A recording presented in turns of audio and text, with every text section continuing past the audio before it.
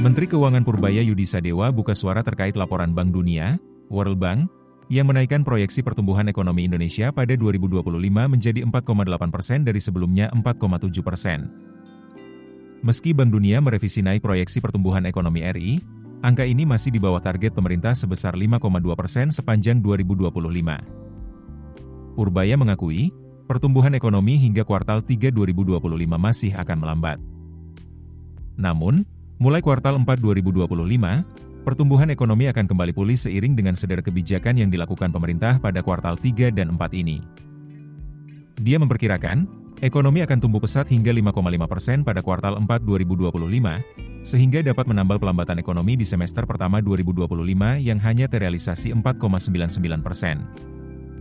Optimisme ini timbul lantaran Purbaya mendapatkan laporan dari salah satu bank himbara bahwa pertumbuhan kredit mulai meningkat setelah pemerintah menempatkan dana pemerintah di sistem perbankan sebesar 200 triliun rupiah.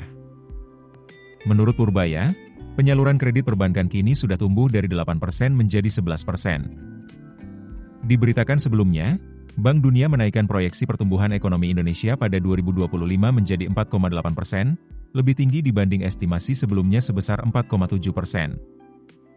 Bank Dunia mencatat pertumbuhan ekonomi di sejumlah negara kawasan Asia Timur dan Pasifik, EAP, masih tergolong tinggi.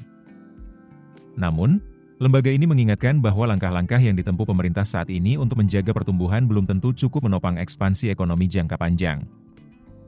Bank Dunia menyoroti laju pertumbuhan tahunan di Cina dan Indonesia yang berada di kisaran 5%. Angka ini disebut melampaui potensi pertumbuhan alami, sebagian besar berkat dukungan pemerintah melalui subsidi dan investasi negara. Bank Dunia menekankan bahwa Indonesia dan Cina perlu memperdalam reformasi ekonomi untuk menjaga momentum pertumbuhan.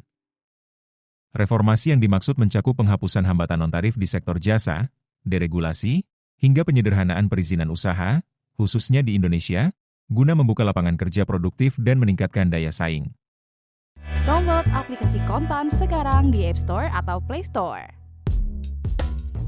Keputusan bisnis terbaik datang dari data, bukan tebakan. Mudah berlangganan Business Insight dengan subscribe with Google.